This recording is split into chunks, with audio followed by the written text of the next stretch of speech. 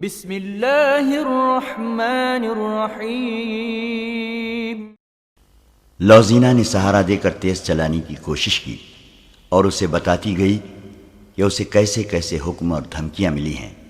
اس نے حدید کی غلط فہمی رفع کر دی۔ آگے شہر کی گلیاں آ گئیں اور پھر ڈاکٹر کا گھر آ گیا۔ 3-4 بار دستک دینے سے ڈاکٹر باہر آیا اور انہیں فوراً اندر لے گیا۔ اس نے حدید کے زخم کھول کر دیکھے تو کہا کہ کم از کم 20 روز مرہم پٹی ہوگی۔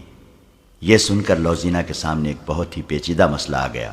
وہ یہ تھا کہ اتنے دن وہ حدید کو چھپائے گی کہاں؟ اسے بیگار کیمپ میں واپس تو نہیں لے جانا تھا۔ اس کی عقل جواب دے گئی۔ ڈاکٹر مرہم پٹی کر چکا تو اس نے کہا کہ اسے نہایت اچھی اور مقوی غذا کی ضرورت ہے۔ لوزینہ اسے پرے لے گئی اور کہا، یہ جہاں رہتا ہے وہاں اسے اچھی غذا نہیں مل سکتی۔ میں گھر میں اسے اپنے پاس نہیں رکھ سکتی۔ آپ اسے یہیں رکھیں اور جو چیز اس کے لیے فائدہ مند ہو وہ کھلائیں۔ مجھ سے آپ جتنی قیمت اور اجرت مانگیں گے دوں گی۔ ڈاکٹر نے جو اجرت بتائی وہ بہت زیادہ تھی۔ لوزینہ نے کم کرنے کو کہا تو ڈاکٹر نے کہا، تم مجھ سے بہت ہی خطرناک کام کرا رہی ہو۔ میں جانتا ہوں کہ یہ شخص مسلمانوں کے کیمپ سے لایا گیا ہے اور یہ مصری فوج کا سپاہی ہے۔ تمہارا اس کے ساتھ کیا تعلق ہے؟ مجھے منہ مانگی اجرت دو گی تو تمہارا یہ راز میرے گھر سے باہر نہیں جائے گا۔ مجھے منظور ہے، لوزینہ نے کہا۔ اور یہ بھی سن لو ڈاکٹر، اگر یہ راز فاش ہو گیا تو آپ زندہ نہیں رہیں گے۔ ڈاکٹر نے حدید کو ایک کمرے میں لٹا دیا اور اسے بتایا کہ وہ ٹھیک ہونے تک یہیں رہے گا۔ اس نے اندر سے اسے دودھ اور پھل لا دیے اور لوزینہ کو ایک اور کمرے میں لے گیا۔ دوسرے دن لوزینہ اور اس کی سہیلی نے کیمپ کی جاسوسی کی۔ ڈسپنسری میں گئی، مریض قیدی وہاں لے جائے گئے۔ دونوں لڑکیوں نے پہرے دار کے ساتھ گپ شپ لگائی اور اپنے خصوصی ڈھنگ سے باتیں کر کے معلوم کر لیا کہ حدید کی گمشدگی سے کیمپ میں کوئی تبدیلی نہیں آئی اور وہاں کوئی ہلچل نہیں۔ دن گزرتے گئے۔ ڈاکٹر کو چونکہ منہ مانگی قیمت اور اجرت مل رہی تھی، اس لیے اس نے حدید کو چھپائے بھی رکھا اور اس کا علاج پوری توجہ سے کرتا رہا۔ اسے مقوی غذا بھی دیتا رہا۔ لوزینہ شام کے بعد وہاں جاتی، کچھ دیر حدید کے ساتھ بیٹھتی اور بہت دیر ڈاکٹر کے کمرے میں گزارتی۔ اس روزمرہ کے معمول میں 20 روز گزر گئے اور حدید کے زخم مل گئے۔ اس کی صحت بھی بحال ہو گئی۔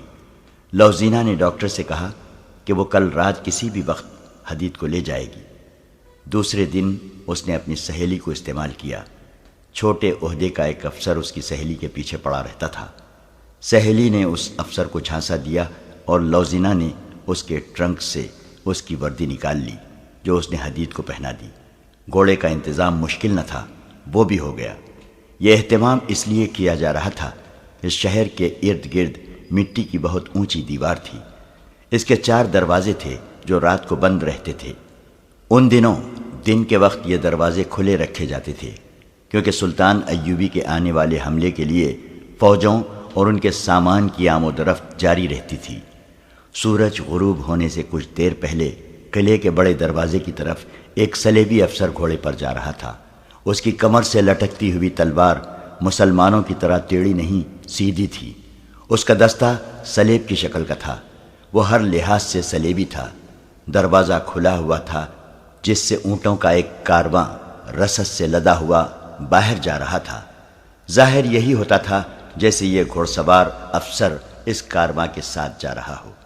وہ دروازے کے پاس پہنچا تو صلیبیوں کی انٹیلیجنس کا سربراہ ہرمن گھوڑے پر سوار دروازے میں داخل ہوا۔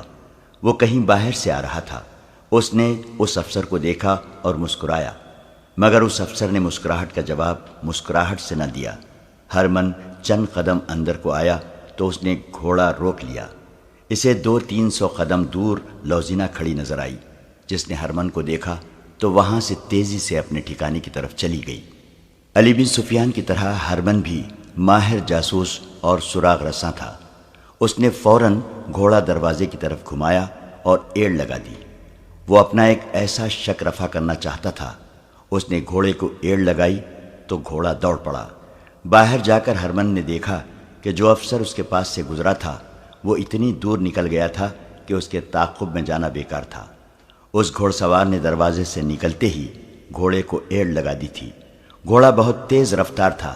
ہرمن اسے دیکھتا رہا اور وہ صحرا کی وسعت میں گم ہو گیا۔ لوزینہ نے حدید کو آزاد کرا کے صلہ دے دیا تھا۔ ہرمن نے گھوڑا موڑا اور تیزی سے اندر گیا۔ وہ سب سے پہلے مسلمانوں کے کیمپ میں گیا اور وہاں کے انچارج سے حدید کی نشانیاں بتا کر پوچھا کہ وہ کہاں ہے۔ کچھ پتہ نہ چلا۔ جس خیمے میں حدید کو رکھا گیا تھا وہاں کے رہنے والوں نے بتایا کہ ایک صبح وہ یہاں سے غائب تھا۔ وہ سمجھے کہ اسے ادھر ادھر کر دیا گیا ہے۔ ہرمن کا شک یقین میں بدل گیا۔ وہ حدید ہی تھا جسے اس نے صلیبی فوج کی وردی میں دروازے سے نکلتے دیکھا تھا۔ وہ مزید تفتیش سے پہلے لوزینہ کے کمرے میں گیا۔ وہ سر ہاتھوں میں تھامے رو رہی تھی۔ کیا اسے تم نے بھگایا ہے؟ ہرمن نے گرج کر کہا۔ لوزینہ نے آہستہ سے سر اٹھایا۔ ہرمن نے کہا، جھوٹ بولو گی تو میں تفتیش کر کے ثابت کر دوں گا کہ اسے تم نے فراری میں مدد دی ہے۔ نہ آپ کو تفتیش کی ضرورت ہے، نہ مجھے جھوٹ بولنے کی ضرورت۔ لوزینہ نے کہا، میری زندگی ایک شاہانہ جھوٹ اور میرا وجود ایک خوبصورت دھوکہ ہے۔ اپنی روح کی نجات کے لیے میں سچ بول کر مر رہی ہوں۔ اس کی آواز میں غنودگی تھی جو بڑھتی جا رہی تھی۔ وہ اٹھی تو اس کی ٹانگیں لڑکھڑائیں۔ اس کے قریب ایک گلاس پڑا تھا جس میں چند قطرے پانی تھا۔ اس نے گلاس اٹھا کر ہرمن کی طرف بڑھا کر کہا، میں نے اپنے آپ کو سزائے موت دے دی ہے۔ اس گلاس میں پانی کے چند قطرے گواہی دیں گے کہ میں نے اپنے ناپاک جسم کو سزائے موت اس لیے نہیں دی کہ اپنی قوم سے غداری کی اور دشمن کو قید سے بھگا دیا ہے، بلکہ میرا جرم یہ تھا کہ میں ان مسلمانوں کو دھوکہ دینے گئی تھی جن کے ہاں کوئی دھوکہ اور فریب نہیں۔ ان میں سے 4 انسانوں نے میری وہ عزت بچانے کے لیے جو میرے پاس تھی ہی نہیں 10 ڈاکوؤں کا مقابلہ کیا۔ پھر ایک انسان نے مجھے اپنا جسم کٹوا کر ڈاکوؤں سے چھینا۔ مجھے نیکی اور بدی، محبت اور نفرت کا فرق معلوم ہو گیا۔ میں سچ بول کر مر رہی ہوں۔ یہ پرسکون موت ہے۔ وہ گرنے لگی تو ہرمن نے اس کے ہاتھ سے گلاس لے کر اسے تھام لیا۔ لوزینہ نے اپنے جسم کو جھٹکا دیا اور ہرمن کے بازوؤں سے نکل کر پرے ہو گئی۔ اونگتی ہوئی آواز میں بولی، میرے جسم کو ہاتھ نہ لگاؤ، یہ اب تمہارے کام کا نہیں رہا۔ اس زہر نے اس میں سچ داخل کر دیا ہے۔ تمہیں ناپاک جسموں کی ضرورت ہے، اسے میں نے بھگا دیا ہے۔ اسے میں نے 20 روز چھپائے رکھا تھا۔ اسے میں نے فرنانڈیز کی وردی چرا کر پہنائی تھی۔ اسے میں نے گھوڑا دیا تھا۔ میں اس کے ساتھ نہیں جا سکتی تھی۔ میں اس کے بغیر رہ بھی نہیں سکتی تھی، اس لیے میں نے زہر پی لیا۔ اگر تم مجھے پکڑ نہ لیتے تو بھی میں زہر پی لیتی۔ وہ پلنگ پر لڑک گئی۔ ہرمن کو اس کی آخری سرگوشی سنائی دی۔ سچ بول کر مرنے میں کتنا سکون ہے۔ اس نے آخری سانس اس طرح لی جیسے سکون سے آہ بھری ہو۔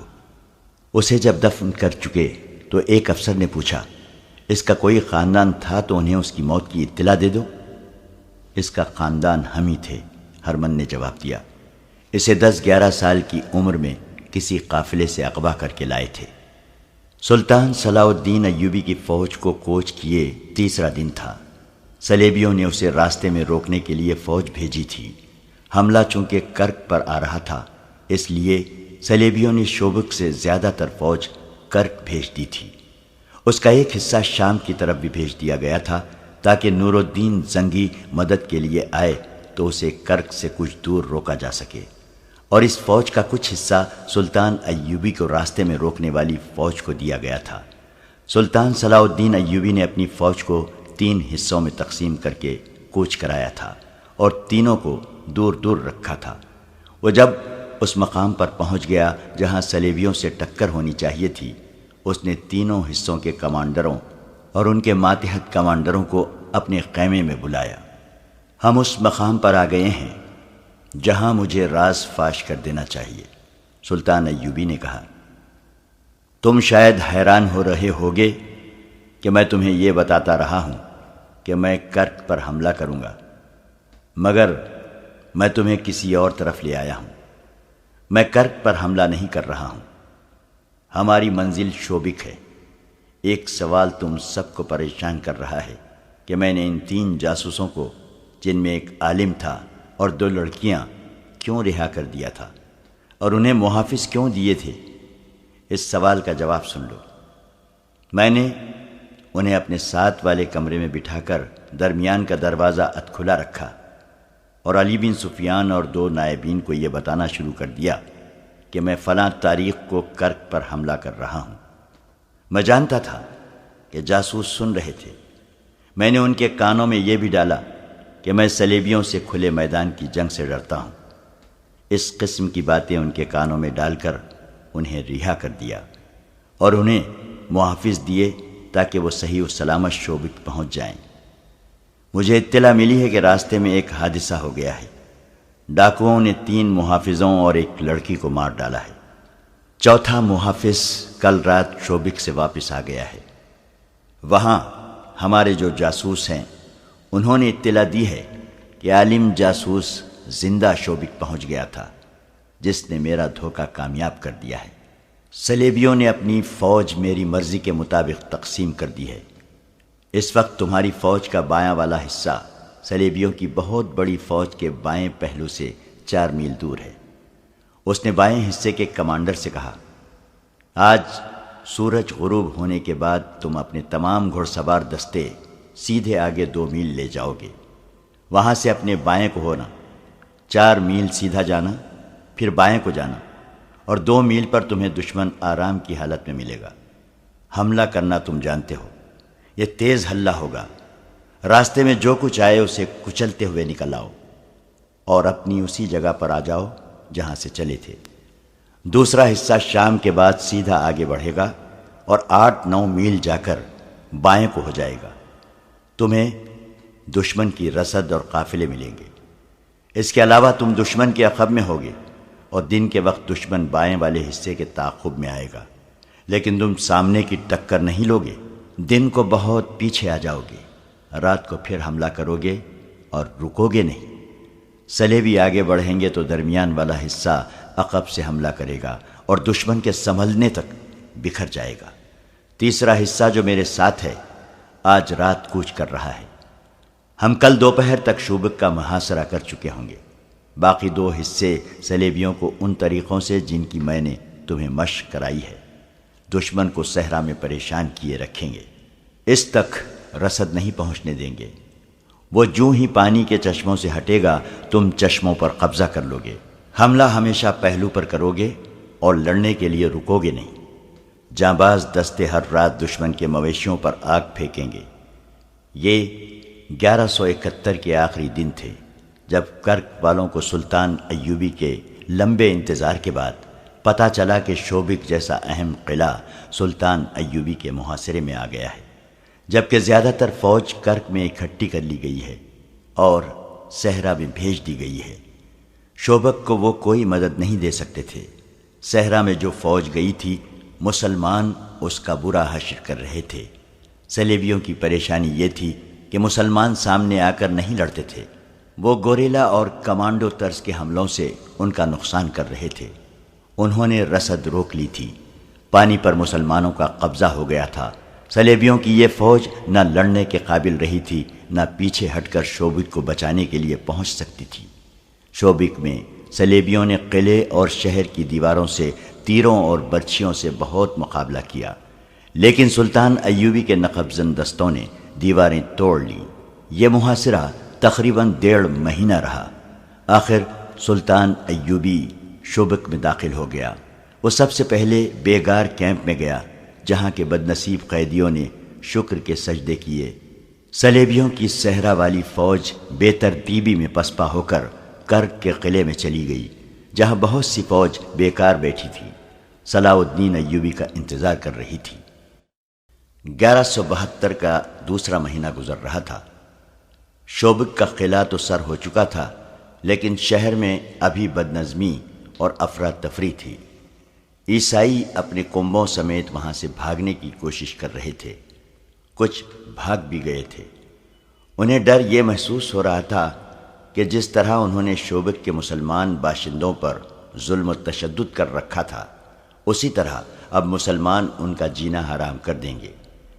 اس انتقامی کارروائی سے وہ اتنے خوفزدہ ہوئے کہ انہوں نے جب اپنی فوج کو قلعے سے بھاگتے سلطان ایوبی کے تیر اندازوں کے تیروں سے مرتے اور ہتھیار ڈالتے دیکھا تو بال بچوں کو لے کر گھروں سے نکلنے لگے۔ مسلمان سپاہ نے انہیں جانے نہیں دیا تھا۔ سالاروں اور کمانداروں نے اپنے طور پر حکم دے دیا تھا کہ شہر سے کسی شہری کو کہیں جانے نہ دیا جائے۔ چنانچہ سپاہی بھاگنے والے عیسائیوں کو ریگستان کے دور دراز راستوں، گوشوں اور ٹیلوں کے علاقوں سے روک روک کر واپس بھیج رہے تھے۔ یہ لوگ دراصل اپنے اور اپنے حکمرانوں کے گناہوں کی سزا سے بھاگ رہے تھے۔ انہوں نے یہاں کے مسلمانوں کو کیڑے مکوڑے بنا رکھا تھا۔ مسلمانوں کا کیمپ اس کا منہ بولتا ثبوت تھا۔ سلطان ایوبی کو اس کیمپ کا علم تھا۔ وہ شوبک میں داخل ہوتے ہی اس کیمپ میں پہنچا اور ایک اندازے کے مطابق وہاں 2000 کے قریب مسلمان قید تھے۔ یہ 2000 لاشیں تھیں۔ ان سے مویشیوں کی طرح کام لیا جاتا تھا۔ ان سے غلاظت تک اٹھوائی جاتی تھی۔ ان میں بہت سے ایسے بھی تھے جو یہاں جوانی میں لائے گئے تھے اور بوڑھے ہو چلے تھے۔ وہ بھول گئے تھے کہ وہ انسان ہیں۔ ان میں پہلی لڑائیوں کے جنگی قیدی بھی تھے اور ان میں ان بدنصیبوں کی تعداد زیادہ تھی جنہیں صلیبیوں نے قافلوں سے اور شہر سے پکڑ کر کیمپ میں ڈالا تھا۔ یہ امیر کبیر تاجر تھے یا خوبصورت لڑکیوں کے باپ تھے۔ ان سے دولت، مال اور لڑکیاں چھین لی گئی تھیں۔ ان میں شہر کے وہ مسلمان بھی تھے جن کے خلاف یہ الزام تھا کہ وہ سلطنت اسلامیہ کے وفادار اور صلیب کے دشمن ہیں۔ شہر میں جو مسلمان رہتے تھے وہ نماز اور قرآن گھروں میں چھپ چھپ کر پڑھتے تھے، وہ بھی اس طرح کہ آواز باہر نہ جائے۔ وہ معمولی حیثیت کے عیسائیوں کو بھی جھک کر سلام کرتے تھے۔ اپنی جوان بیٹیوں کو تو وہ پردے میں رکھتے ہی تھے، اپنے معصوم بچیوں کو بھی وہ باہر نکلنے نہیں دیتے تھے۔ عیسائی خوبصورت بچیوں کو اغوا کر لیتے تھے۔ سلطان ایوبی نے جب ان 2000 زندہ لاشوں کو دیکھا تو ان کے آنسو نکل آئے تھے۔ اس نے کہا تھا، ان مظلوموں کو آزاد کرانے کے لیے میں پوری کی پوری سلطنت اسلامیہ کو داؤ پر لگا سکتا ہوں۔ ان میں ان کی غذا اور ان کی صحت کے لیے فوری احکامات جاری کر دیے تھے اور کہا تھا کہ ابھی انہیں اسی جگہ رکھا جائے اور انہیں بستر مہیا کیے جائیں۔ اس کے پاس ابھی ان کی کہانیاں سننے کے لیے وقت نہیں تھا۔ اسے ابھی باہر کی کیفیت کو قابو میں لانا تھا۔ باہر کا یہ عالم تھا کہ جنگ ابھی جاری تھی، جس کی نوعیت کھلی جنگ کسی نہیں تھی۔ صورت یہ تھی کہ صلیبی فوج جو سلطان ایوبی کے دھوکے میں آ کر کرک اور شوبک سے دور اس کی فوج کو روکنے کے لیے چلی گئی تھی، وہ بکھر کر پسپا ہو رہی تھی۔ مسلمان دستے اس پر شپقوں مار مار کر زیادہ برا حال کر رہے تھے۔ سلطان ایوبی کو اطلاعیں مل رہی تھیں کہ بعض جھڑپوں میں اس کے دستے گھیرے میں آ کر نقصان اٹھا رہے تھے۔ یہ خطرہ بھی تھا کہ کرک کے قلعے میں جو صلیبی فوج ہے وہ صحرا میں پھنسی اور بکھری ہوئی اپنی فوج کی مدد کے لیے بھیج دی جائے گی۔ اس صورتحال کے لیے سلطان ایوبی کے پاس فوج کی کمی تھی۔ مصر سے وہ کمک نہیں منگوانا چاہتا تھا کیونکہ وہاں کی سازشیں دبی نہیں تھیں۔ معزول کی ہوئی فاطمی خلافت کے حامی درپردہ سازشوں میں مصروف تھے۔ سوڈانی حبشی الگ طاقت جمع کر رہے تھے۔ ان دونوں کو صلیبی مدد دے کر سلطان ایوبی کے خلاف متحد کر رہے تھے۔ سب سے بڑا خطرہ یہ تھا کہ متعدد مسلمان سیاسی اور فوجی سربراہ بھی سلطان ایوبی کے خلاف درپردہ کارروائیوں میں مصروف تھے۔ یہ ایمان فروشوں کا ٹولہ تھا جو اقتدار کے حصول کے لیے اسلام کے دشمنوں کے ساتھ ساز باز کر رہا تھا۔ انہوں نے حشیشین کے پیشہ ور قاتلوں کی خدمات بھی حاصل کر لی تھیں جنہوں نے سلطان ایوبی کے قتل کا منصوبہ بنا لیا تھا۔ سلطان ایوبی نے کئی بار کہا تھا کہ صلیبیوں کی یہ کتنی بڑی کامیابی ہے کہ وہ میرے ہاتھوں مسلمانوں کو قتل کرا رہے ہیں۔ وہ بے شک ایمان فروش ہیں جنہیں میں نے غداری کی پاداش میں سزائے موت دے دی ہے، لیکن وہ مسلمان تھے، کلمگو تھے۔ کاش کہ یہ لوگ اپنے دشمن کو پہچان لیتے۔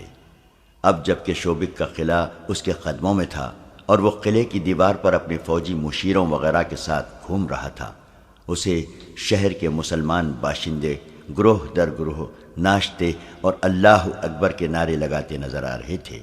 اونٹوں پر شہیدوں کی لاشیں اور زخمی لائے جا رہے تھے۔ سلطان ایوبی گہری سوچ میں کھویا ہوا تھا۔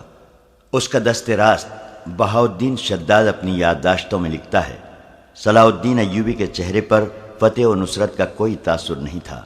خوشیاں منانے والے شوبک کے مسلمانوں کا ایک گروہ دف اور شہنائی کی تال پر ناچتا اس دیوار کے دامن میں آن رکا جہاں ہم کھڑے تھے۔ صلاح الدین ایوبی انہیں دیکھتا رہا۔ لوگ اسے دیکھ کر پاگلوں کی طرح ناچنے لگے۔ صلاح الدین کے ہونٹوں پر مسکراہٹ تک نہ آئی۔ اس نے ان لوگوں کے لیے ہاتھ تک نہیں ہلایا، بس دیکھ رہا تھا۔ گروہ میں سے کسی نے بلند آواز سے کہا، صلاح الدین بن نجم الدین ایوب، تم شوبک کے مسلمانوں کے لیے پیغمبر بن کر آئے ہو۔ وہ لوگ عربی نسل کے تھے، ایک دوسرے کو باپ کے نام سے پہچانتے اور پکارتے تھے، اس لیے ان میں بیشتر صلاح الدین ایوبی کو بن ایوب یا بن نجم کہتے تھے۔ سلطان ایوبی کرد نسل سے تھا۔ ناچنے والوں میں سے کسی نے نعرہ لگایا، کرد کے بچے، ہم تیری پیغمبری کو سجدہ کرتے ہیں۔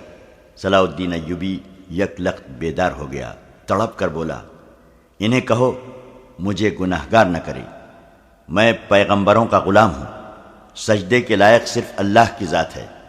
میں نے سلطان کے ایک محافظ سے کہا، بھاگ کر جاؤ اور ان لوگوں سے کہو کہ ایسے نعرے نہ لگائیں، امیر مصر ناراض ہوتے ہیں۔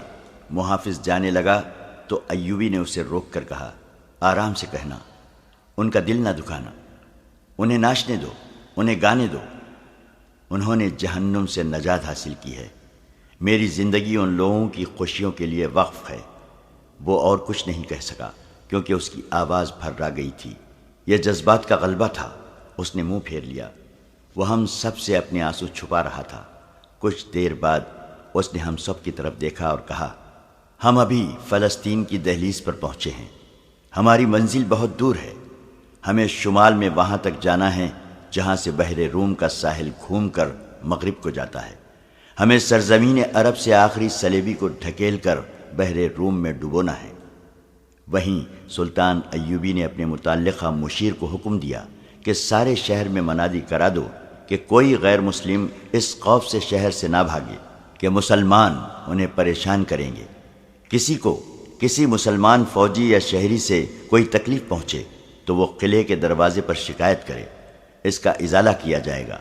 اس نے زور دے کر کہا کہ ہم کسی کے لیے تکلیف اور مصیبت کا نہیں، پیار اور محبت کا پیغام لے کر آئے ہیں۔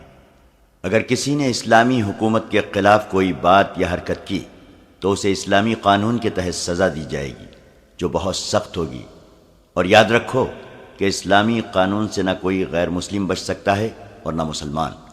اس کے ساتھ ہی اس نے حکم دیا کہ شہر میں اگر کوئی صلیبی فوجی یا جاسوس چھپا ہوا ہے یا اسے کسی نے اپنے گھر میں پناہ دے رکھی ہے تو وہ فوراً اپنے آپ کو مسلمان فوج کے حوالے کر دے۔ سلطان ایوبی کی فوج قلعے کی ایک دیوار توڑ کر اندر گئی تھی۔ اس نے حکم دے رکھا تھا کہ قلعے کے اس حصے پر فوراً قبضہ کیا جائے جہاں صلیبیوں کے محکمہ جاسوسی کا مرکز تھا۔ اس کے جاسوسوں نے اس سے اس مرکز کے متعلق بہت سی معلومات دی تھیں اور رہنمائی بھی کی تھی، مگر صلیبی اتنے اناڑی نہیں تھے۔ انہوں نے سب سے پہلے اسی حصے کو خالی کیا اور دستاویزات نکال لیے گئے تھے۔ ان کی جاسوسی کا سربراہ ہرمن اور اس کے دیگر ماہرین وہاں سے غائب ہو چکے تھے۔ البتہ 8 لڑکیاں پکڑی گئی تھیں جو علی بن سفیان کے حوالے کر دی گئی تھیں۔ وہ ان سے معلومات لے رہا تھا۔ ان لڑکیوں نے بتایا تھا کہ کم و بیش 20 لڑکیاں وہاں سے نکل گئی ہیں۔ وہ سب اپنے طور پر بھاگی تھیں۔ ان کے ساتھ کوئی مرد نہیں تھا۔ مرد جاسوس بھی نکل گئے تھے۔ ان 8 لڑکیوں میں سے ایک نے اپنی ساتھی لڑکی لفظینہ کے متعلق بتایا تھا کہ اس نے ایک مسلمان فوجی حدید کو قلعے سے فرار کرا کے خودکشی کر لی تھی۔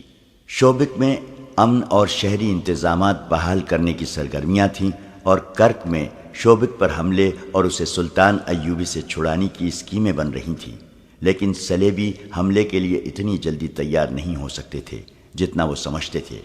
ان کے سامنے پہلا سوال تو یہ تھا کہ ان کے عالم جاسوس نے بڑی پکی اطلاع دی تھی کہ سلطان ایوبی کرک پر حملہ کرے گا۔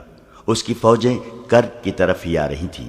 ان کے قاہرہ کے جاسوسوں نے بھی ناقابل تردید اطلاعیں دی تھیں کہ سلطان ایوبی کی فوج کرک پر حملہ کرے گی جس کی کمان وہ خود کرے گا، مگر آدھے راستے سے اس کی فوجوں نے رخ بدل دیا اور ایسی چالیں چلی کہ صلیبی فوج جو مسلمانوں کو روکنے کے لیے گئی تھی شب خونوں کی زد میں آ گئی، اور سلطان ایوبی نے کرک سے اتنی زیادہ دور شوبک پر حملہ کر دیا۔ یہ سوال ایک کانفرنس میں پیش کیا گیا تھا جس میں صلیبی فوج کے اعلیٰ افسر اور صلیبی حکمران موجود تھے۔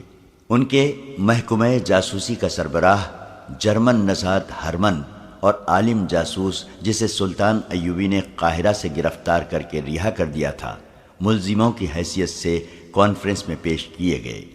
عالم جاسوس شوبک کے قلعے سے بھاگنے میں کامیاب ہو گیا تھا۔ اسے کانفرنس میں ہتھکڑیوں میں پیش کیا گیا تھا۔ اس پر الزام یہ تھا کہ اس نے غلط اطلاع دے کر مسلمانوں کو فائدہ پہنچایا اور ان کی فتح کا باعث بنا۔ اس نے ایک بار پھر بیان دیا کہ اسے یہ اطلاع کس طرح ملی تھی کہ سلطان ایوبی کرک پر حملہ کرے گا۔ اس نے یہ بھی کہا کہ اگر اس کی اطلاع میں کوئی شک تھا تو متعلقہ محکمے کو اس کے مطابق عمل نہیں کرنا چاہیے تھا۔ اس کے لیے اس بیان پر ہرمن سے پوچھا گیا کہ اس نے جاسوسی کے ماہر کی حیثیت سے کیوں تسلیم کر لیا تھا کہ اس جاسوس کی لائی ہوئی اطلاع بالکل صحیح ہے۔ مجھے اس ضمن میں بہت کچھ کہنا ہے، ہرمن نے کہا۔ میں یہ دعویٰ کر سکتا ہوں کہ میں جاسوسی اور سراغ رسانی کا ماہر ہوں، مگر کئی مواقع ایسے آئے ہیں جن میں میری مہارت اور میرے جاسوسوں کی محنت اور قربانی کو نظر انداز کر دیا گیا۔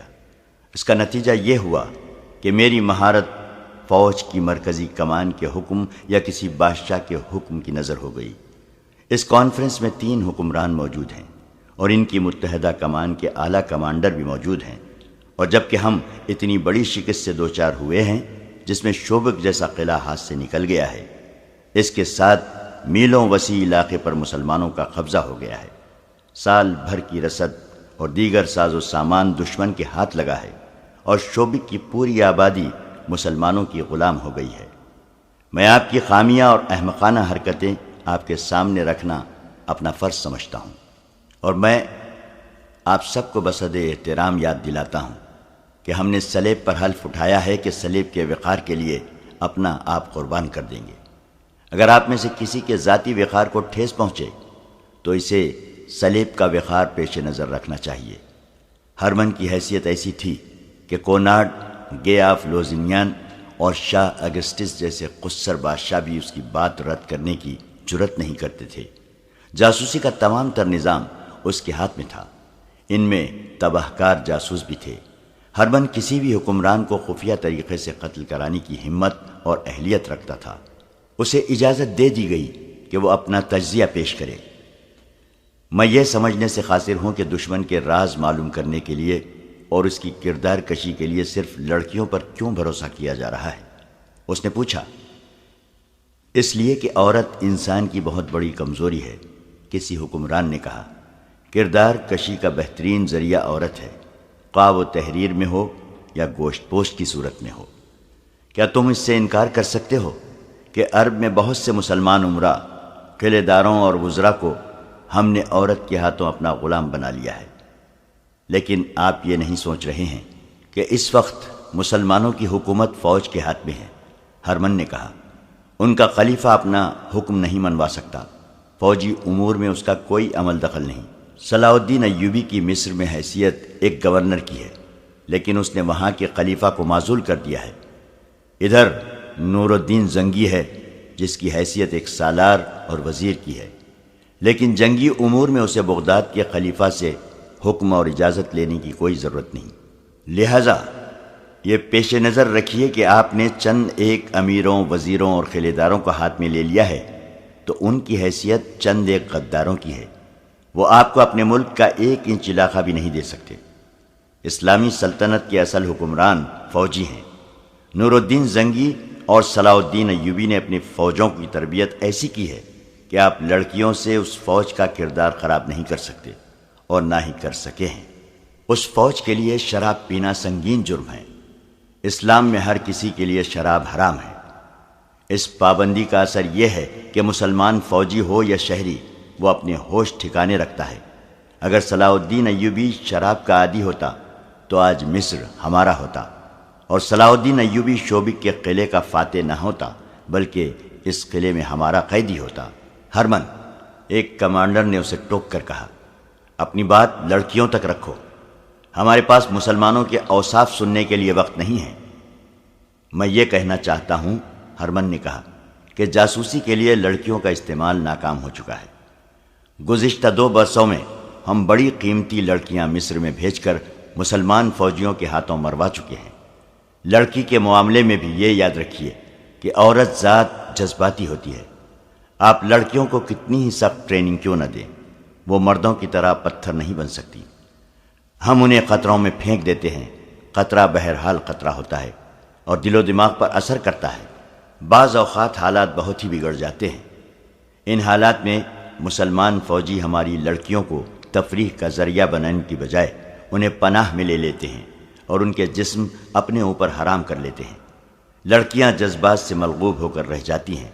حال ہی میں ہماری ایک لڑکی کو صلاح الدین ایوبی کے ایک کماندار نے ڈاکوؤں سے بچایا اور زخمی ہو گیا۔ لڑکی اسے شوبک میں لے آئی، ہم نے اسے مسلمانوں کے کیمپ میں پھینک دیا۔ لڑکی نے اسے ہماری فوج کے ایک افسر کی وردی پہنا کر قلعے سے نکال دیا، اسے گھوڑا بھی دیا۔ میں نے لڑکی کو پکڑ لیا۔ لڑکی نے زہر کھا کر خودکشی کر لی۔ اس نے سزا کے خوف سے خودکشی نہیں کی تھی، اس نے محسوس کر لیا تھا کہ وہ گنہگار ہے اور اپنے جسم کو دھوکے کے لیے استعمال کر رہی ہے۔ یہ احساس اتنا شدید تھا کہ اس نے زہر پی لیا۔ لڑکیوں کے خلاف میں ایک اور دلیل بھی دینا چاہتا ہوں۔ ہمارے پاس جو جاسوس لڑکیاں ہیں ان میں زیادہ تعداد ان کی ہے جنہیں ہم نے بچپن میں مسلمانوں کے قافلوں سے یا ان کے گھروں سے اغوا کرایا تھا۔ انہیں ہم نے اپنا مذہب دیا اور اپنی ٹریننگ دی۔ وہ جوان ہوئیں اور اپنا بچپن اور اپنی اصلیت بھول گئی۔ انہیں یاد بھی نہ رہا کہ وہ مسلمان کی بیٹیاں ہیں، مگر ہم نے ان کے صرف نام بدلے، ان کا مذہب اور ان کا کردار بدلا، ان کے خون کو نہ بدل سکے۔ میں انسانی نفسیات کو سمجھتا ہوں، لیکن یہ میرا تجربہ ہے کہ مسلمان کی نفسیات دوسرے مذاہب کے انسانوں سے مختلف ہے۔ یہ لڑکیاں جب کسی مسلمان کے سامنے جاتی ہیں تو جیسے انہیں اچانک یاد آ جاتا ہے کہ ان کی رگوں میں بھی مسلمان باپ کا خون ہے۔ مسلمان کے خون سے اس کا مذہب نکلتا نہیں۔ تم یہ کہنا چاہتے ہو کہ کسی لڑکی کو جاسوسی کے لیے نہ بھیجا جائے؟ ایک کماندار نے اس سے پوچھا۔ کسی ایسی لڑکی کو نہ بھیجا جائے جو کسی مسلمان کے گھر پیدا ہوئی تھی، ہرمن نے جواب دیا۔ اگر آپ لڑکیوں کو میرے محکمے سے نکال ہی دیں تو سلیب کے لیے بہتر ہی رہے گا۔ آپ مسلمان عمرہ کے حرموں میں لڑکیاں بھیجتے رہیں، آپ انہیں پھانس سکتے ہیں، وہ آسانی سے آپ کے ہاتھ میں آ جاتے ہیں، کیونکہ انہوں نے میدان جنگ نہیں دیکھا، ان کی تلوار ہماری تلوار سے نہیں ٹکرائی۔ ہمیں ان کی صرف فوج پہچانتی ہے، دشمن کو صرف فوج جانتی ہے، اس لیے وہ ہمارے جھانسے میں نہیں آ سکتی۔ صلیبیوں کا شاہ اگسٹس انتہا درجے کا شیطان فطرت حکمران تھا جو اسلام کی دشمنی کو عبادت سمجھتا تھا۔ اس نے کہا، ہرمن، تمہاری نگاہ محدود ہے، تم صرف صلاح الدین اور نور الدین کو دیکھ رہے ہو، ہم اسلام کو دیکھ رہے ہیں۔ ہمیں اس مذہب کی بیخ کنی کرنی ہے، اس کے لیے کردار کشی اور نظریات میں شکوک پیدا کرنا لازمی ہے۔ مسلمانوں میں ایسی تہذیب رائج کرو جس میں کشش ہو۔ ضروری نہیں کہ ہم اپنا مقصد اپنی زندگی میں حاصل کر لیں، ہم یہ کام اپنی اگلی نسل کے سپرد کریں گے۔ کچھ کامیابی وہ حاصل کرے گی اور یہ مہم اس سے اگلی نسل ہاتھ میں لے لے گی۔ پھر ایک دور ایسا آیا ہی جائے گا جب اسلام کا نام و نشان نہیں رہے گا۔ اگر اسلام زندہ رہا بھی تو یہ مذہب کسی اور صلاح الدین اور نور الدین زنگی کو جنم نہیں دے گا۔ میں وثوق سے کہتا ہوں کہ مذہب مسلمانوں کا اپنا ہوگا، لیکن یہ مذہب ہماری تہذیب میں رنگا ہوا ہوگا۔ ہرمن، آج سے 100 سال بعد پر نظر رکھو۔ فتح اور شکست عارضی واقعات ہیں۔ ہم شوبک پر دوبارہ قبضہ کر لیں گے۔ تم مصر میں سازشوں کو مضبوط کرو، فاطمیوں اور سوڈانی حبشیوں کو مدد دو، حشیشین کو استعمال کرو۔ کانفرنس کے کمرے میں ایک صلیبی افسر داخل ہوا، گرج سے اٹا ہوا اور تھکا ہوا تھا۔ وہ اس فوج کے کمانڈروں میں سے تھا جو باہر ریگستان میں چلی گئی تھی اور آہستہ آہستہ کرک کی طرف پسپا ہو رہی تھی۔ وہ بہت پریشان تھا۔ اس نے کہا، فوج کی حالت اچھی نہیں، میں یہ تجویز لے کے آیا ہوں کہ کرک کی تمام تر فوج کے ساتھ کافی کمک ملا کر شوبک پر حملہ کر دیا جائے اور مسلمانوں کو مجبور کیا جائے کہ وہ آمنے سامنے کی جنگ لڑیں۔ اس وقت جنگ کی کیفیت یہ ہے کہ ہمارے دستے مرکزی کمان کے حکم کے مطابق کرک کی طرف پیچھے ہٹ رہے ہیں۔ مسلمانوں کے شبخون مارنے والے دستے تھوڑی سی نفری سے رات کو عقبی حصے پر شبخون مارتے اور غائب ہو جاتے ہیں۔ دن کے وقت ان کے تیر انداز چند ایک تیر برسا کر نقصان کرتے اور غائب ہو جاتے ہیں۔ وہ نشانے گھوڑے یا اونٹ کو بناتے ہیں۔ جس جانور کو تیر لگتا ہے وہ بھگدڑ مچا دیتا ہے۔ اسے دیکھ کر دوسرے گھوڑے اور اونٹ بھی ڈرتے ہیں اور بے قابو ہو جاتے ہیں۔ ہم نے رک کر ادھر ادھر کے دستے اکٹھے کیے اور جوابی حملے کرنے کی کوشش کی، لیکن مسلمان آمنے سامنے نہیں آتے۔ ہمارے کچھ دستوں کو انہوں نے صرف اس لیے مارا ہے کہ مسلمان انہیں اپنی مرضی کے میدان میں لے جا کر لڑاتے ہیں۔ سپاہ میں لڑنے کا جذبہ مان پڑ گیا ہے۔ جذبے کو بیدار کرنے کے لیے ضروری ہے کہ ایک شدید جوابی حملہ کیا جائے۔ اس مسئلے پر بحث شروع ہو گئی۔ صلیبیوں کے لیے مشکل یہ پیدا ہو گئی تھی کہ ان کی فوج کا بڑا حصہ، جسے بہترین لڑاکا سمجھا جاتا تھا، کرک سے دور ریگزار میں بکھر گیا تھا۔ سلطان ایوبی کی چال کامیاب تھی۔ اس کے کماندار اور دستوں کے عہدیدار اس کی چال کو خوش اسلوبی سے عملی رنگ دے رہے تھے۔ وہ پانی پر قبضہ کر لیتے تھے، بلندیوں پر پہنچ جاتے تھے، ٹیلوں کے علاقوں میں گھات لگاتے تھے، اور دن کے وقت اگر ہوا تیز ہو تو ہوا کے رخ سے حملہ کرتے تھے۔ اس سے یہ فائدہ ہوتا تھا کہ ہوا اور گھوڑوں کی اڑائی ہوئی ریت صلیبیوں کی آنکھوں میں پڑتی اور انہیں اندھا کرتی تھی۔ سلطان ایوبی کی نفری کافی نہیں تھی۔ مورخ لکھتے ہیں کہ صلیبی حملہ کر دیتے تو سلطان ایوبی کے پاس اتنی نفری نہیں تھی کہ وہ شوبک کو بچا سکتا۔ اس نے جنگی فہم و فراست سے کام لیا اور صلیبیوں پر اپنا رعب قائم کر دیا تھا۔ شوبک کے شمال مشرق میں صلیبیوں کی قاسی فوج بیکار بیٹھی تھی۔ اسے اس ڈر سے واپس نہیں بلایا جا رہا تھا کہ نور الدین زنگی سلطان ایوبی کو کمک بھیج دے گا۔ صلیبی حکمران اور کمانڈر کرک کے قلعے میں بیٹھے ہوئے پیچ و تاب کھا رہے تھے۔ شوبک میں ایوبی کو یہ مسئلہ پریشان کر رہا تھا کہ صلیبیوں نے حملہ کر دیا تو وہ کس طرح روکے گا۔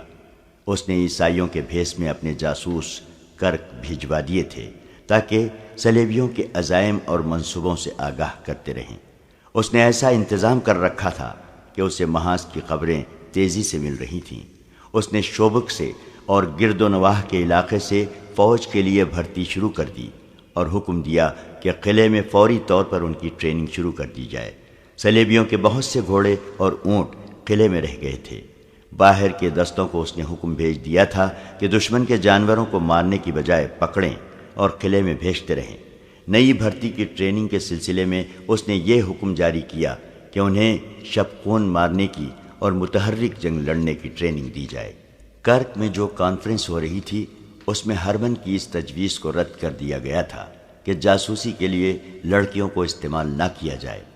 البتہ عالم جاسوس کو چھوڑ دیا گیا اور اسے یہ حکم دیا گیا کہ وہ مسلمانوں پر نظریاتی حملے کرنے کے لیے آدمی تیار کرے۔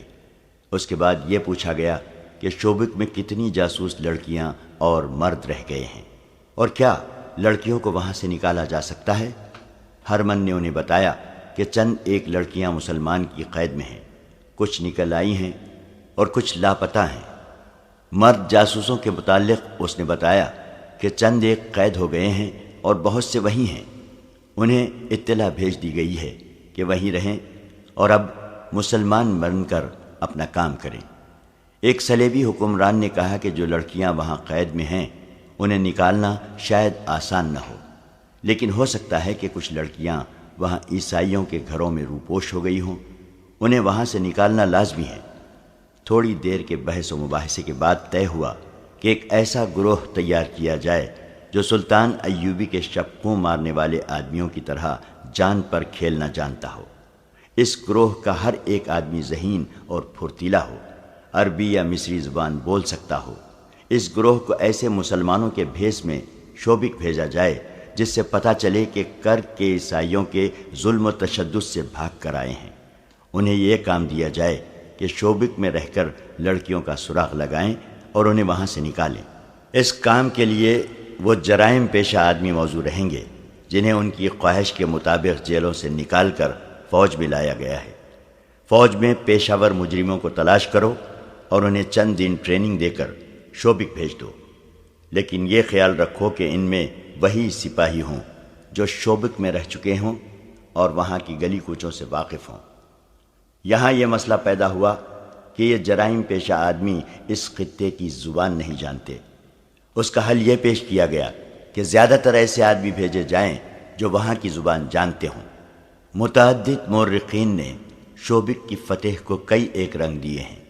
ان میں صاف گو قسم کے مورخین نے جو ولیم آف ٹائر کی طرح عیسائی ہیں، صلیبیوں پر کڑی نکتہ چینی کی ہے۔ وہ لکھتے ہیں کہ ان کے حکمران خوبصورت لڑکیوں کے ذریعے مسلمان علاقوں میں جاسوسی، تقریب کاری اور کردار کشی پر زیادہ توجہ دیتے تھے۔ اس سے ان کے اپنے کردار کا پتہ ملتا ہے کہ کیا تھا۔ یہ درست ہے کہ انہوں نے مسلمانوں کے چند ایک غیر فوجی سربراہوں کو اپنے زیر اثر لے لیا تھا، لیکن ان کے دماغ میں یہ نہ آئی کہ مسلمانوں کی ایک قوم بھی ہے اور ایک فوج بھی ہے۔ کسی قوم اور اس کی فوج کے قومی جذبے کو مارنا آسان کام نہیں ہوتا۔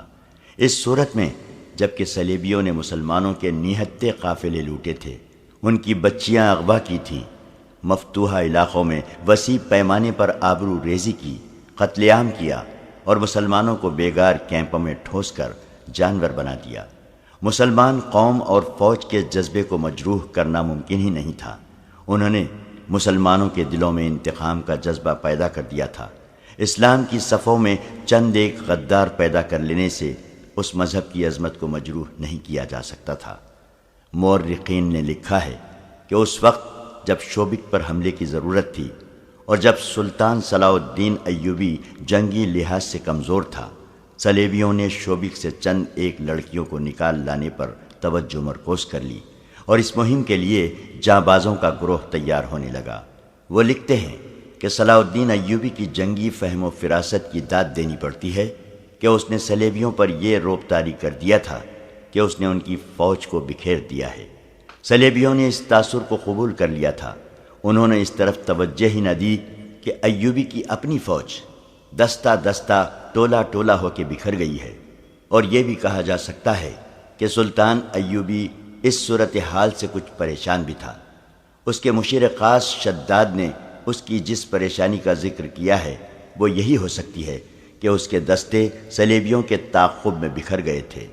اس سے مرکزیت ختم ہو گئی تھی، اور یہ بھی صحیح ہے کہ اس کے دستے ذاتی اور قومی جذبے کے تحت لڑ رہے تھے۔ ایسی مثالیں بھی ملی ہیں کہ بعض مسلمان دستے صحرائی بھول بھلیوں میں بھٹک گئے اور خوراک اور پانی سے محروم رہے، لیکن وہ ہر حال اور ہر کیفیت میں لڑتے رہے۔ یہ جذبے کی جنگ تھی جس سے صلیبی سپاہی آری تھے۔ انہوں نے اپنے کمانڈروں کو پسپا ہوتے دیکھا تو ان میں لڑنے کا جذبہ ختم ہو گیا۔ اگر صلیبی ادھر توجہ دیتے تو ایوبی کی بکھری ہوئی فوج پر قابو پا سکتے تھے، مگر وہ ذرا ذرا سی باتوں پر اتنی زیادہ توجہ دیتے تھے جتنی اہم جنگی امور پر دی جاتی ہے۔ یہاں ایک اور وضاحت ضروری ہے۔ اس دور کے صلیبی واقعہ نگاروں کے حوالے سے 2-3 غیر مسلم مورخین نے اس قسم کی غلط بیانی کی ہے کہ سلطان صلاح الدین ایوبی نے مسلسل 2 سال شوبک کو محاصرے میں رکھا اور ناکام لوٹ گیا۔ انہوں نے اس کی وجہ یہ بیان کی ہے کہ نور الدین زنگی اور صلاح الدین ایوبی کے درمیان غلط فہمی پیدا ہو گئی تھی۔ زنگی کو اس کے مشیروں نے خبردار کیا تھا کہ ایوبی مصر کو اپنے ذاتی تسلط میں رکھ کر فلسطین کا بھی خود مختار حکمران بننا چاہتا ہے۔ وہ فلسطین پر قبضہ کر کے زنگی کو معزول کر دے گا۔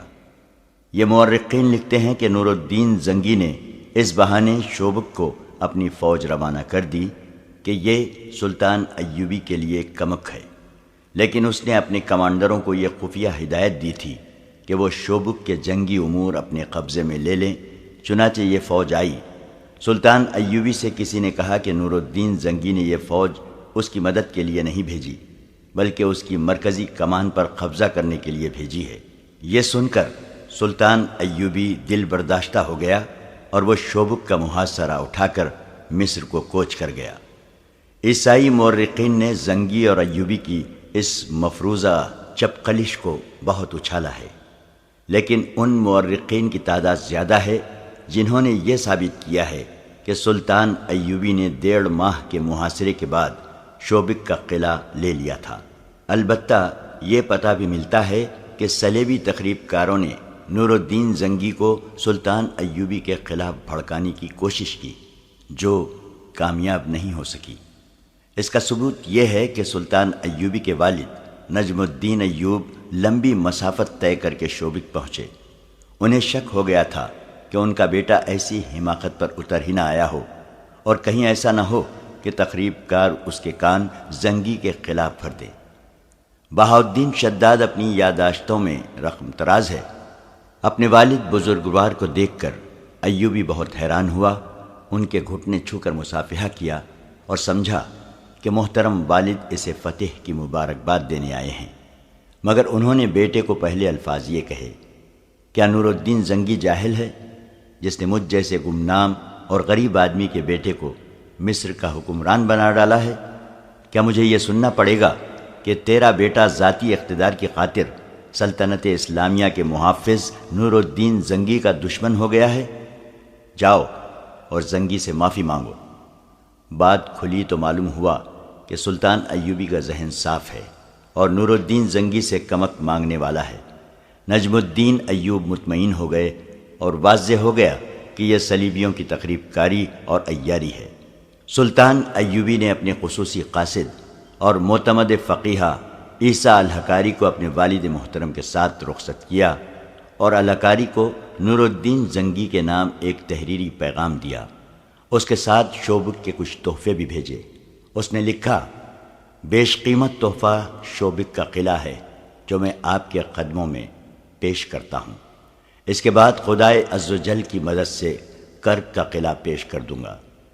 اس پیغام میں سلطان ایوبی نے واضح کیا تھا کہ صلیبیوں کی تخریب کاری سے خبردار رہیں اور یہ نہ بھولیں کہ کچھ مسلمان امراء بھی اس تخریب کاری اور سازشوں میں صلیبیوں کا ہاتھ بٹا رہے ہیں، ان کی سرکوبی کی جائے۔ اس پیغام میں سلطان ایوبی نے شوبک کی اس وقت کی صورتحال اور اپنی فوج کی کیفیت تفصیل سے لکھی اور کچھ انقلابی تجویزیں بھی پیش کیں۔ اس نے زنگی کو لکھا کہ ان حالات میں جب دشمن ہماری سرزمین پر قلعہ بند ہے اور وہ میدان جنگ میں ہمارے خلاف سرگرم ہیں اور زمین دوز کارروائیوں سے بھی ہمارے درمیان غدار پیدا کر رہا ہے، میں اس نتیجے پر پہنچا ہوں کہ ہماری غیر فوجی قیادت نہ صرف ناکام ہو گئی ہے بلکہ سلطنت اسلامیہ کے لیے خطرہ بن گئی ہے۔ ہم گھر سے دور بے رحم صحراؤں میں دشمن سے برسر پیکار ہیں۔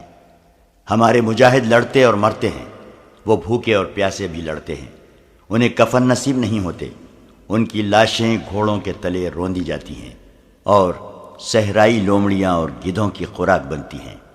اسلام کی عظمت اور قوم کے وقار کو جتنا وہ سمجھتے ہیں اتنا اور کوئی نہیں سمجھ سکتا۔ ہمارے غیر فوجی حکام اور سربراہوں کے خون کا ایک قطرہ نہیں گرتا، وہ میدان جنگ سے بہت دور محفوظ بیٹھے ہیں۔ یہی وجہ ہے کہ وہ عیش و عشرت کے عادی ہو گئے ہیں۔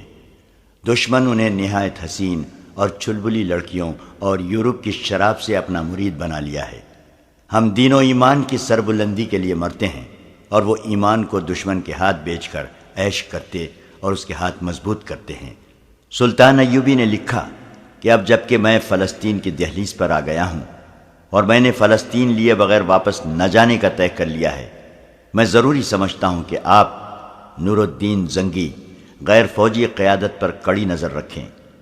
امیر العلماء سے کہیں کہ وہ مساجد میں اور ہر جگہ اعلان کر دے کہ سلطنت اسلامیہ کا صرف ایک خلیفہ ہے اور یہ بغداد کی خلافت ہے۔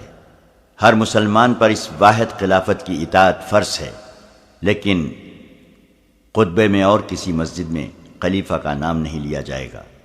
عظیم نام صرف اللہ اور اس کے رسول صلی اللہ علیہ وسلم کا ہے۔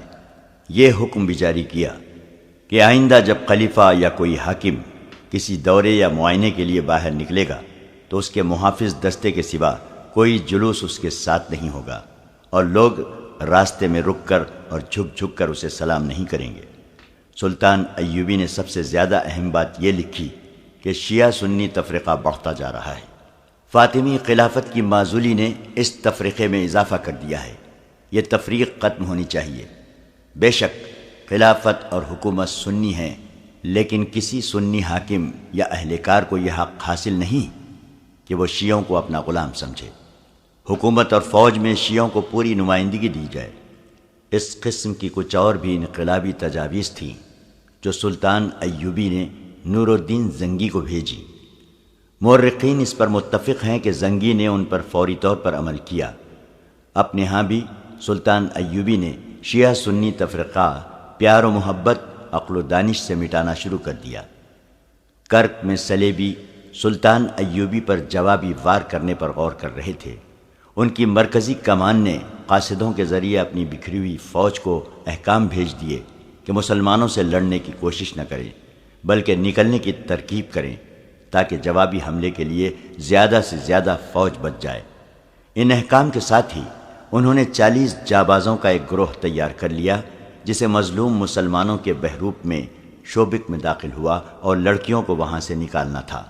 صلیبی حکمرانوں نے اس خیال سے کہ سلطان ایوبی مصر سے غیر حاضر ہے، وہاں اپنے تقریب کاروں میں اضافہ کرنے کا بھی فیصلہ کر لیا۔ وہ سوڈانیوں اور فاطمیوں کو جلد از جلد متحد کر کے قاہرہ پر قبضہ کرنا چاہتے تھے۔ شوبک اور کرک کے درمیانی علاقے میں بہت خون بہہ رہا تھا۔ وہ سارا علاقہ ہموار ریگستان نہیں تھا۔ کئی جگہوں پر مٹی اور ریتیلی سلوں کے ٹیلے تھے اور کہیں ریت کی گول گول ٹیکریاں تھیں جن میں کوئی داخل ہو جائے تو باہر نکلنے کا راستہ نہیں ملتا تھا۔ ایسے علاقوں میں سلیبی بھی مر رہے تھے اور سلطان ایوبی کے مجاہدین بھی، اور وہاں شوبک کے وہ عیسائی بھی مر رہے تھے جو مسلمانوں کے ڈر سے شہر سے کرک کی سمت بھاگ اٹھے تھے۔ فضا میں گدھوں کے قول اڑ رہے تھے، ان کے پیٹ انسانی گوشت سے بھرے ہوئے تھے۔ صحرائی درندے لاشوں کو چیڑ پھاڑ رہے تھے اور مورکہ آرائی کا یہ عالم تھا جیسے افق سے افق تک انسان ایک دوسرے کا کشت و خون کر رہے ہوں۔ اس وسیع ریگزار میں کہیں کہیں نخلستان بھی تھے جہاں پانی مل جاتا تھا۔ تھکے ہارے انسان، زخمی انسان اور پیاس کے مارے ہوئے انسان وہاں جا جا کر گرتے تھے۔ عماد ہاشم سلطان ایوبی کی فوج کے ایک چھوٹے سے دستے کا کمانڈر تھا۔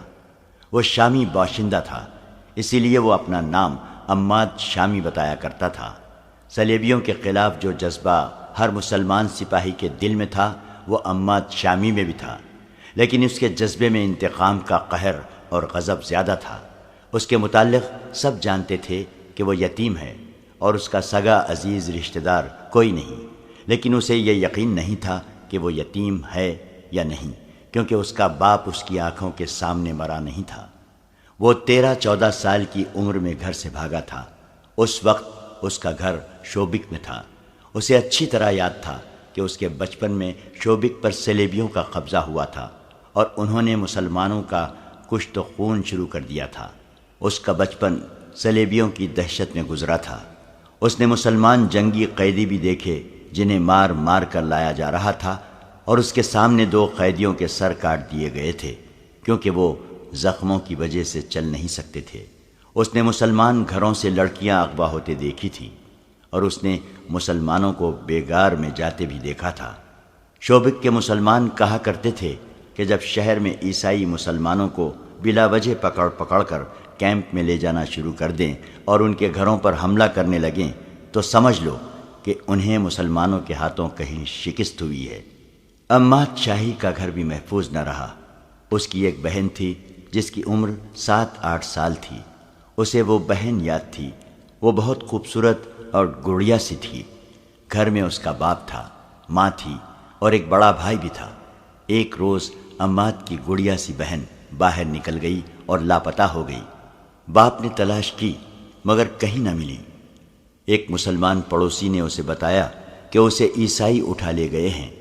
باپ شہر کے حاکم کے پاس فریاد لے کر گیا۔ جو ہی اس نے بتایا کہ وہ مسلمان ہے، حاکم اس پر برس پڑا اور اس پر الزام عائد کیا کہ وہ حکمران قوم پر اتنا گھٹیا الزام تھوپ رہا ہے۔ گھر آ کر باپ نے اور عماد کے بڑے بھائی نے عیسائیوں کے خلاف شور شرابہ کیا۔ اس کا نتیجہ یہ ہوا کہ رات کو ان کے گھر حملہ ہوا۔ عماد نے اپنی ماں اور بڑے بھائی کو قتل ہوتے دیکھا۔ وہ باہر بھاگ گیا اور ایک مسلمان کے گھر جا چھپا۔ اس کے بعد وہ اپنے گھر نہیں گیا، کیونکہ اس مسلمان نے اس ڈر سے اسے باہر نہیں نکلنے دیا کہ عیسائی اسے بھی قتل کر دیں گے۔ تھوڑے دنوں بعد اس مسلمان نے اسے ایک اور آدمی کے حوالے کر دیا جو اسے چوری چھپے شہر سے باہر لے گیا۔ صبح کے وقت وہ ایک قافلے کے ساتھ جا رہا تھا۔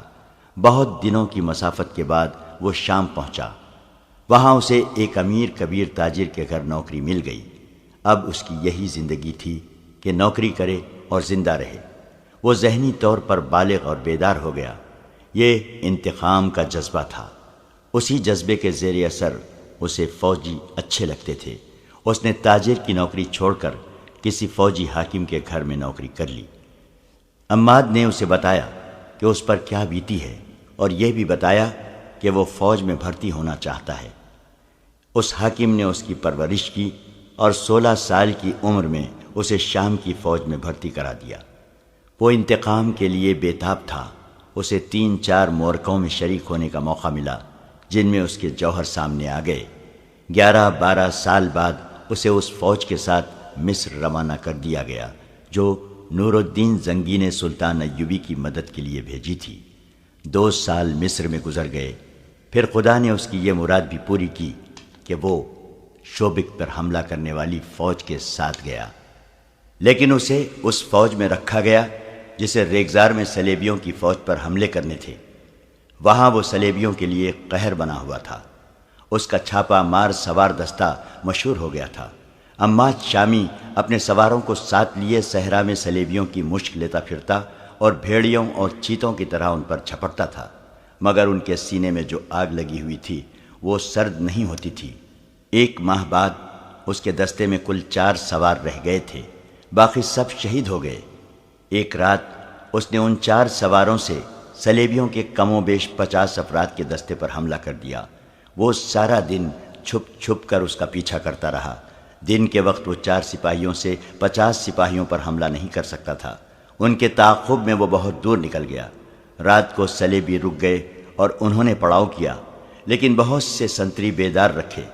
عماد نے آدھی رات کے وقت گھوڑوں کو ایڑ لگائی اور سوئے ہوئے صلیبیوں کے درمیان سے اس طرح گزرا کہ برچھی سے دائیں بائیں وار کرتا گیا۔ اس کے 4 جابازوں کا بھی یہی انداز تھا۔ انہیں جو ہلتی چیز نظر آئی اس پر برچھیوں اور تلواروں سے وار کرتے ہوئے اندھیرے میں غائب ہو گئے۔ کئی سوئے ہوئے صلیبی ان کے گھوڑوں تلے روندے گئے۔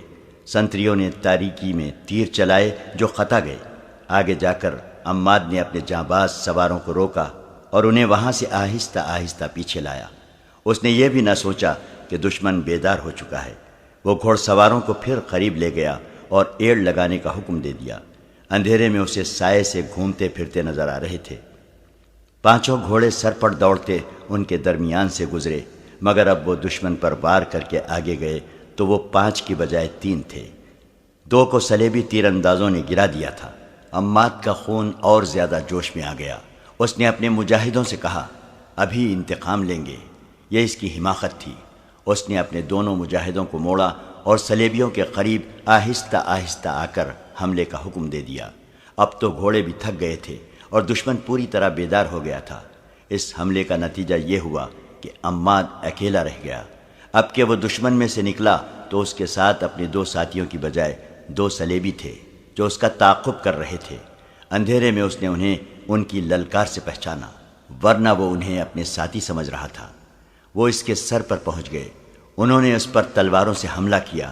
اس کے پاس لمبی برچھی تھی۔ دوڑتے گھوڑے سے اس نے دونوں کا مقابلہ کیا۔ گھوڑا گھما گھما کر آمنے سامنے آ کر معرکہ لڑا۔ لڑائی خاصی لمبی ہو گئی اور وہ دور ہٹتے چلے گئے۔ آخر عماد نے دونوں صلیبیوں کو مار لیا اور دونوں کے گھوڑے شوبک بھیجنے کے لیے پکڑ لیے۔ ان کی تلواریں بھی لے لی، مگر اسے یہ خیال نہ رہا کہ کہاں تک جا پہنچا ہے۔ اس نے گھوڑے کو اور اپنے آپ کو آرام دینے کے لیے ایک جگہ قیام کیا، لیکن وہ سونے سے ڈرتا تھا کیونکہ کسی بھی وقت اور کہیں بھی وہ دشمن کے نرغے میں آ سکتا تھا۔ اس نے رات جاگتے گزار دی۔ ستارے دیکھ کر اس نے یہ معلوم کر لیا کہ شوبک کس طرف اور کرک کس طرف ہے، اور اسے صحرا میں کون سی جگہ جانا ہے جہاں اسے اپنا کوئی دستہ مل جائے گا۔ صبح ہوتے ہی وہ چل پڑا۔ وہ صحراؤں میں جنا پلا تھا، پھٹکنے کا کوئی خطرہ نہیں تھا۔ وہ تجربے کار چھاپا مار تھا، خطرے کو دور سے سونگھنے کی اہلیت رکھتا تھا۔ اسے دور دور سلیبی 4 یا 5 کی ٹولیوں میں جاتے نظر آئے۔ اگر اس کے پاس 2 فالتو گھوڑے نہ ہوتے تو کسی ٹولی پر حملہ کر دیتا۔ وہ بچتا بچاتا اپنی راہ چلتا گیا۔ راستے میں اسے کئی جگہ گھوڑوں اور اونٹوں کے مردار اور سلیبی سپاہیوں کی لاشیں پڑی نظر آئیں، جنہیں گدھ اور لومڑیاں کھا رہی تھیں۔ ان میں اس کے اپنے ساتھیوں کی لاشیں بھی ہوں گی۔ وہ چلتا گیا اور سورج افق پر چلا گیا۔ آگے ٹیلوں کا علاقہ آ گیا، جس میں سے راستے ہر چند قدم پر گھومتے تھے۔ یہاں ڈر تھا کہ سلیبیوں کی کوئی ٹولی رات کے لیے قیام کرے گی۔ وہ سورج غروب ہونے سے پہلے وہاں سے نکل جانا چاہتا تھا۔ یہ ڈر بھی تھا کہ کسی ٹیلے پر کوئی تیر انداز نہ بیٹھا ہو۔ وہ ہر طرف اور اوپر دیکھتا چلتا گیا۔ آگے راستہ 2 ٹیلوں کے درمیان سے مڑتا تھا۔ وہاں سے وہ مڑا تو اچانک اسے کسی کے دوڑتے قدموں کی آہٹ سنائی دی۔ کوئی آدمی 7 والے ٹیلے کے پیچھے چھپ گیا تھا۔ اس نے گھوڑے کی باگ کو جھٹکا دیا اور ایڑ لگائی۔ تیز رفتار سے وہ ٹیلے کے پیچھے گیا تو آگے راستہ ایک اور ٹیلے نے بند کر رکھا تھا۔ یہ جگہ ایک وسیع کھڈ بنی ہوئی تھی۔ عماس سے کوئی 20 قدم دور میلے کچیلے سے چغے والا ایک آدمی ہاتھوں اور گھٹنوں کے بل ٹیلے پر چڑھنے کی کوشش کر رہا تھا۔ عماد کی طرف اس کی پیٹھ تھی۔ اس آدمی کا سر ڈھکا ہوا تھا۔ وہ آدمی نہتہ معلوم ہوتا تھا۔ عماد نے اسے للکارا، مگر وہ ٹیلے پر چڑھنے کی کوشش کرتا رہا۔ ٹیلا مشکل قسم کا تھا۔ عماد آگے چلا گیا۔ اس آدمی نے ایک کوشش اور کی، مگر کہیں ہاتھ پاؤں نہ جما سکا۔ وہ نڈھال ہو چکا تھا۔ ٹیلے سے اس کی گرفت ڈھیلی ہو گئی اور وہ لڑکتا ہوا عماد کے گھوڑے کے قدموں میں آن پڑا۔ اس کے سر سے چوغے کی اوڑھنی والا حصہ اتر گیا۔ عماد یہ دیکھ کر حیران رہ گیا کہ وہ ایک جوان لڑکی تھی، اور خوبصورت اتنی جو اس نے پہلے کبھی نہیں دیکھی تھی۔ عماد گھوڑے سے اترا۔ لڑکی خوفزدہ تھی۔ اس کی رہی سہی قوت بھی خوف نے ختم کر دی۔ وہ اٹھی مگر بیٹھ گئی۔ عماد نے اس سے پوچھا کہ وہ کون ہے۔ اس نے جواب دیا، پانی پلاؤ۔ عماد نے ایک گھوڑے سے پانی کی چھاگل کھول کر اسے دے دی۔ اس نے بے تابی سے پانی پیا اور اس کی آنکھیں بند ہونے لگیں۔ عماد نے اسے کھانے کے لیے کچھ دیا۔ جو اس کے پیٹ میں گیا تو اس کے چہرے پر زندگی کے آثار نظر آنے لگے۔ عماد نے اس سے کہا، مجھ سے ڈرو نہیں، بتاؤ کون ہو؟ شوبک سے اپنے خاندان کے ساتھ چلی تھی۔ اس نے تھکی ہاری زبان میں کہا، سب مارے گئے ہیں، میں اکیلی رہ گئی ہوں۔ مسلمانوں نے راستے میں حملہ کر دیا تھا۔ مجھے سچ کیوں نہیں بتا دیتی کہ تم کون ہو؟ عماد نے کہا، تم نے جو کچھ کہا ہے جھوٹ کہا ہے۔ جھوٹ ہی صحیح، اس نے خوفزدہ لہجے میں کہا، مجھ پر رحم کرو اور مجھے کرک تک پہنچا دو۔ شوبک تک؟ عماد نے کہا، میں تمہیں شوبک لے جا سکتا ہوں، کرک نہیں۔ تم دیکھ رہی ہو کہ میں مسلمان ہوں۔ میں راستے میں عیسائی فوج کے ہاتھوں مرنا نہیں چاہتا۔ پھر مجھے ایک گھوڑا دے دو۔ لڑکی نے کہا، میں لڑکی ہوں، اگر راستے میں کسی کے قبضے میں آ گئی تو جانتے ہو کہ میرا انجام کیا ہوگا۔ میں تمہیں گھوڑا بھی نہیں دے سکتا، تمہیں یہاں سے اکیلے روانہ بھی نہیں کر سکتا۔ عماد نے کہا، یہ میرا فرض ہے کہ تمہیں اپنے ساتھ شوبک لے جاؤں۔ وہاں مجھے کس کے حوالے کرو گے؟ اپنے حاکموں کے حوالے کروں گا، عماد نے کہا، اور اس سے تسلی دی، تمہارے ساتھ وہ سلوک نہیں ہوگا جس کا تمہیں ڈر ہے۔ لڑکی کرک جانے کی ضد کر رہی تھی۔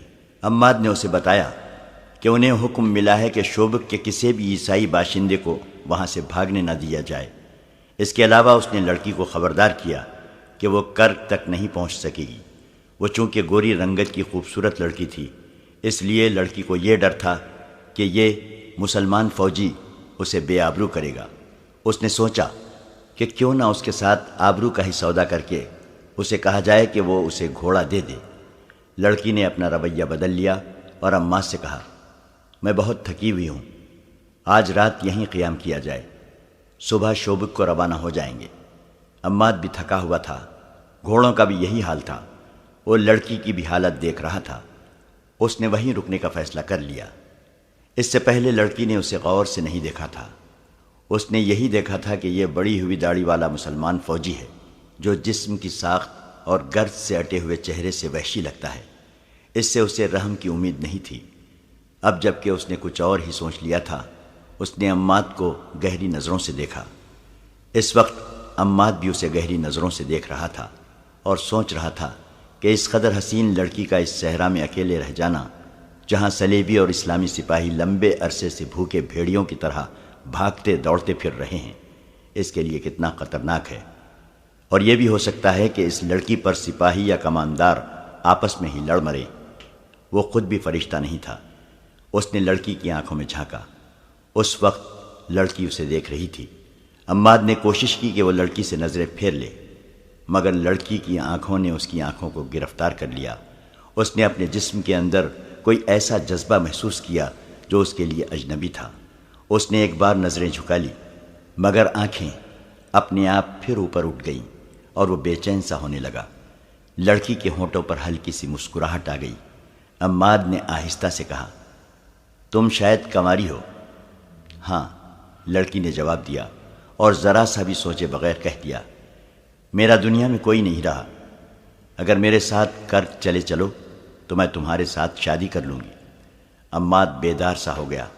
اس نے کہا، پھر تم مجھے کہو گی کہ اپنا مذہب تبدیل کر لو، جو میں نہیں کر سکوں گا۔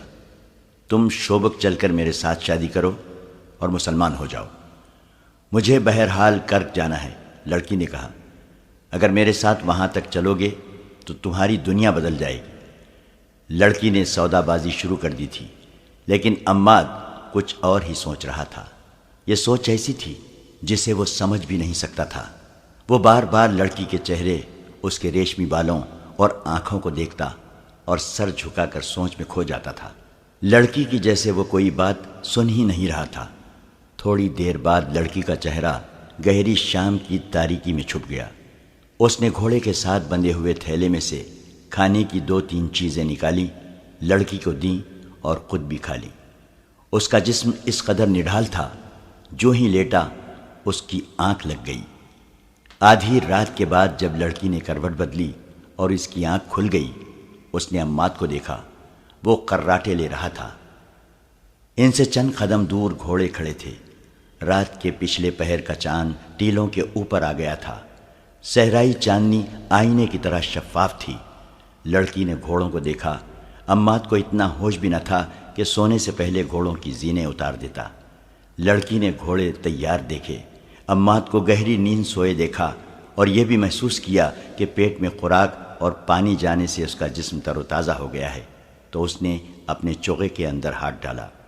جب اس کا ہاتھ باہر آیا تو اس کی اتنی دلکش انگلیوں نے ایک خنجر کو مضبوطی سے پکڑ رکھا تھا۔ چاندنی میں اسے عماد کا چہرہ نظر آ رہا تھا۔ وہ تو بے ہوشی کی نیند سویا ہوا تھا۔ لڑکی نے چاندنی میں چمکتے ہوئے خنجر کو دیکھا اور ایک بار پھر عماد کے چہرے پر نظر ڈالی۔ عماد آہستہ سے کچھ بڑبڑایا۔ وہ نیند میں بول رہا تھا۔ لڑکی یہی سمجھ سکی کہ وہ گھر والوں کو یاد کر رہا ہے۔ لڑکی نے عماد کے سینے کو غور سے دیکھا اور اندازہ کیا کہ اس کا دل کہاں ہے۔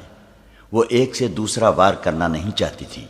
یہ وار دل پر ہونا چاہیے تھا تاکہ عماد فوراً مر جائے، ورنہ وہ مرتے مرتے بھی اسے مار ڈالے گا۔ لڑکی نے خنجر کو اور زیادہ مضبوطی سے پکڑ لیا اور گھوڑوں کو دیکھا۔ اس نے دل ہی دل میں پورا عمل دہرایا۔ وہ خنجر دل میں اتار دے گی اور بھاگ کر ایک گھوڑے پر سوار ہو جائے گی اور گھوڑے کو ایڑ لگا دے گی۔ وہ سپاہی نہیں تھی، ورنہ وہ بلا سوچے سمجھے خنجر مار کر عماد کو ختم کر دیتی۔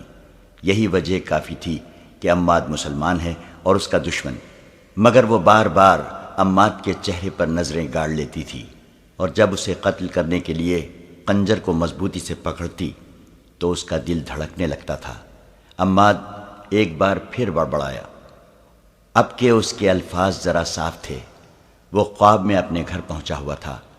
اس کی ماں کا نام لیا، بہن کو بھی یاد کیا اور کچھ ایسے الفاظ کہے جیسے انہیں قتل کر دیا گیا، اور عماد قاتلوں کو ڈھونڈ رہا تھا۔ کوئی احساس یا جذبہ لڑکی کا ہاتھ روک رہا تھا۔ خوف بھی ہو سکتا تھا، یہ قتل نہ کرنے کا جذبہ بھی ہو سکتا تھا۔ لڑکی بے چین ہو گئی۔ اس نے یہ ارادہ کیا کہ قتل نہ کرے۔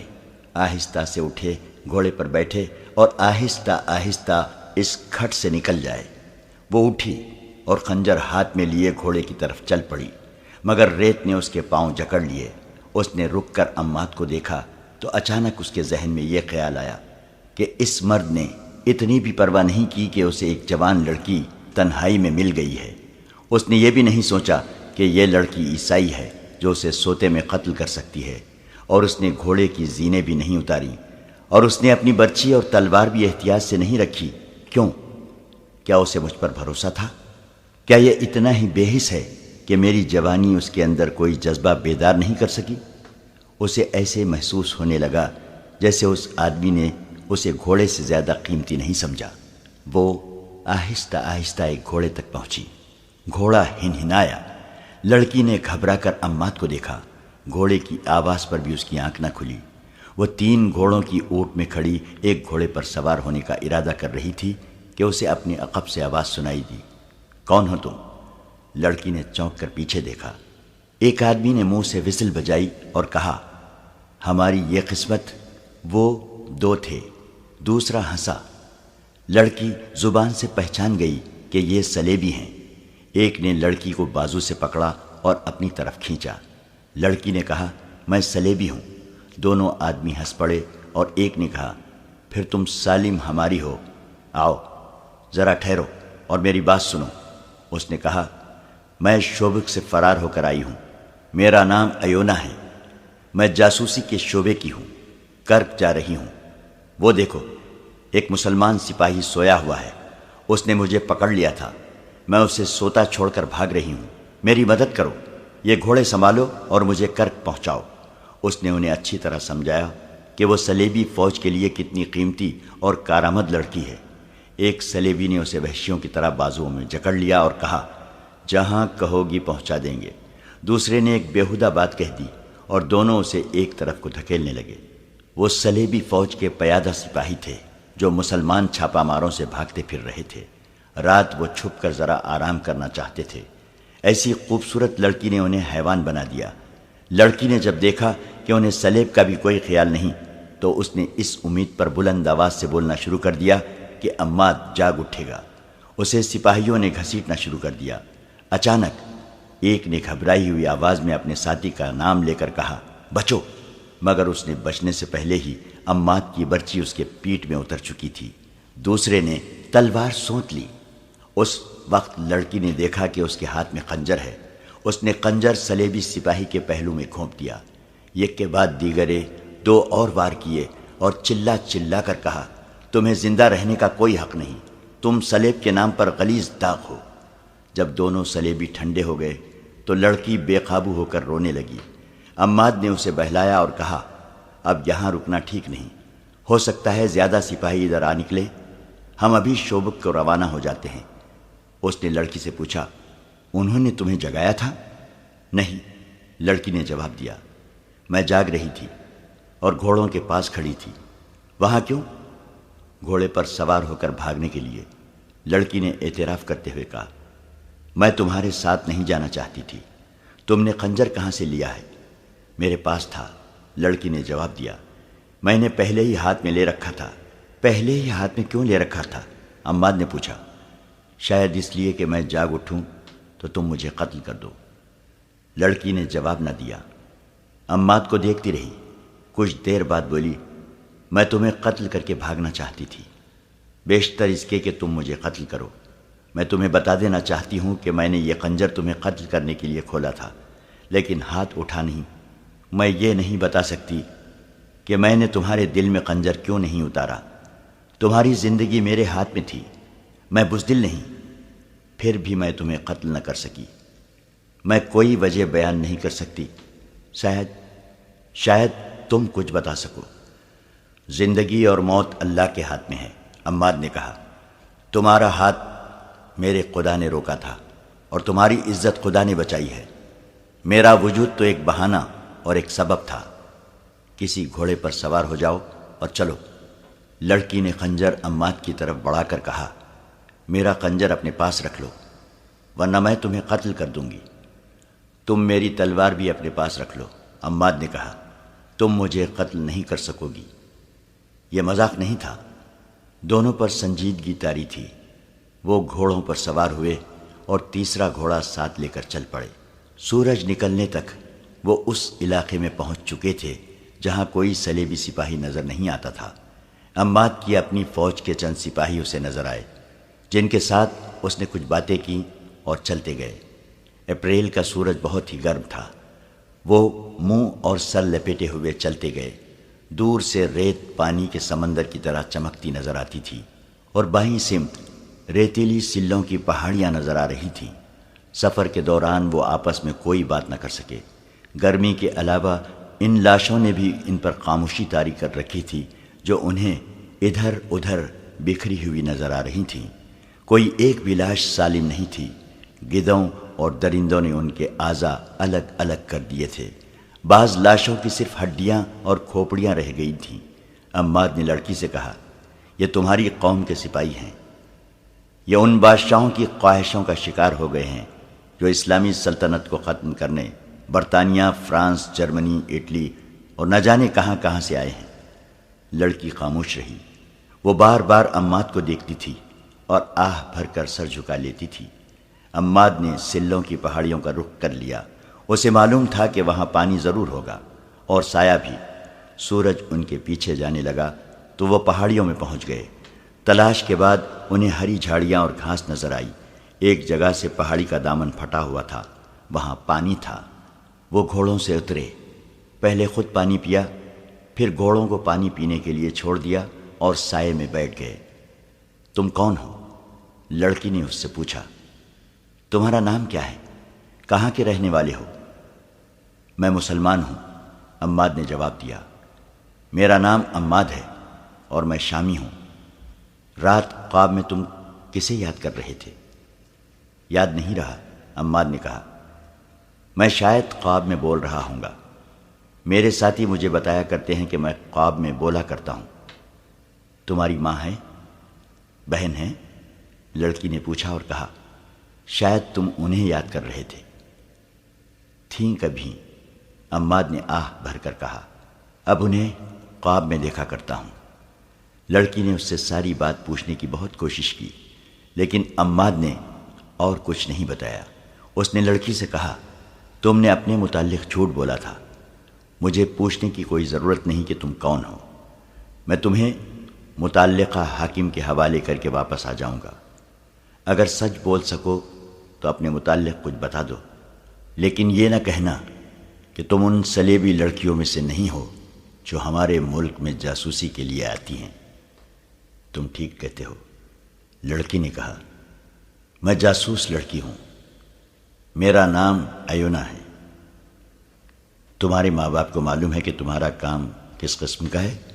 عماد نے پوچھا۔ میرے ماں باپ نہیں ہیں، ایونا نے جواب دیا۔ میں نے ان کی صورت بھی نہیں دیکھی۔ میرا محکمہ میری ماں اور اس محکمے کا حاکم ہرمن میرا باپ ہے۔ اس نے یہ بات یہیں پر ختم کر دی اور کہا، میری ایک ساتھی لڑکی نے ایک مسلمان سپاہی کو بچانے کے لیے زہر پی لیا تھا۔ میں اس وقت بہت حیران ہوئی تھی کہ کوئی صلیبی لڑکی ایک مسلمان کے لیے اتنی بڑی قربانی دے سکتی ہے۔ میں آج محسوس کر رہی ہوں کہ ایسا ہو سکتا ہے۔